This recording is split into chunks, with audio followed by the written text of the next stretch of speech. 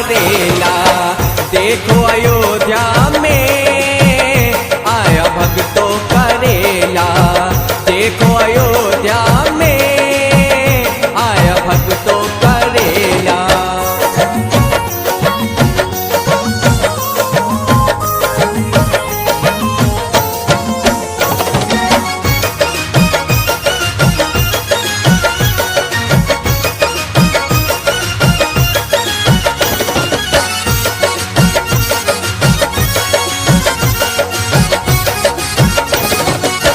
राम की नगरी भगवा में है, रक्षक हनुमान